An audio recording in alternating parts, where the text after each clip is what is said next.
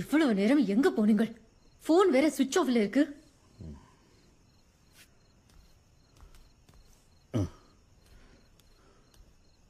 குடிச்சிருக்கீங்களோ?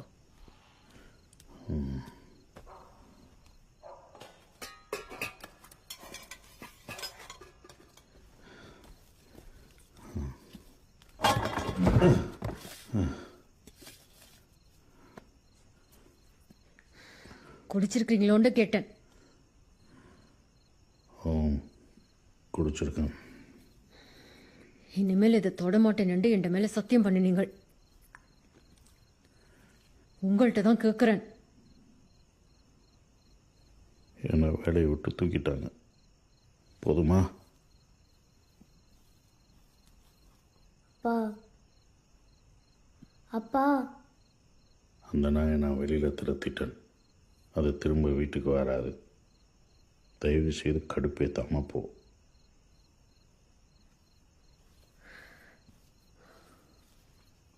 யார் கேட்டு வெளியே அனுப்பினீங்கள்? ஏன் நான் யாரை கேட்கணும்?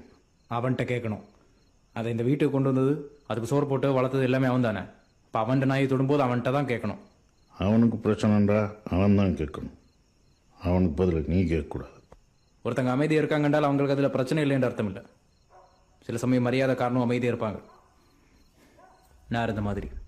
நிது,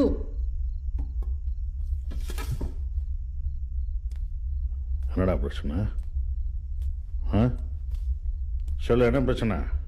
சொல்லுடா, என்னடா பிரச்சனை? நிது நீ எதுவும் பேசாத, உள்ள போ. இதுதான் பிரச்சனை. உங்களுக்கு என்ன தோணுது, யாரை பற்றி யோசிக்காம செய்றீங்கல்ல, அதுதான் பிரச்சனை. இந்த வீடு அம்மா தானே சுத்தம் செய்கிறாங்க. அப்போ இந்த இடத்த இப்படி குப்பையாக்கிறதுக்கு முன்னாடி அவங்கள பற்றி ஒரு வாட்டி யோசிக்கணும். ஐயோ, என்ன செய்றீங்க? விடுங்க. நான் ஐயோ, வேண்டாமா, வேண்டாம்.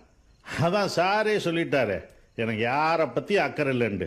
என் பொண்டாட்டியை பற்றி அக்கறை இல்லை, என் மூத்த பிள்ளைய பற்றி அக்கறை இல்லை, என் இளைய பிள்ளைய பற்றி அக்கறை இல்லை. என் எனக்கு பொண்ணு இருக்கோ? கீழ் விட்டு பொண்ணுங்க. ஓ, தப்பா எடுத்துக்காதம்மா. மனசு ரொம்ப கஷ்டமா இருந்துச்சா, அதான் இப்படி மதுபானத்தை போட்டுட்டு. என்னத்துக்கு தேவையில்லாம ட்ராமா செய்றீங்க? ட்ராமா நான் செய்கிறேனா இல்லை நீ செய்கிறியாடா? இந்த வீட்டுக்கு வந்து ஒரு வார்த்தை கதைச்ச, ஏன் அப்போ மேலே அவ்வளோ கோவம். அந்த பொண்ணுக்காக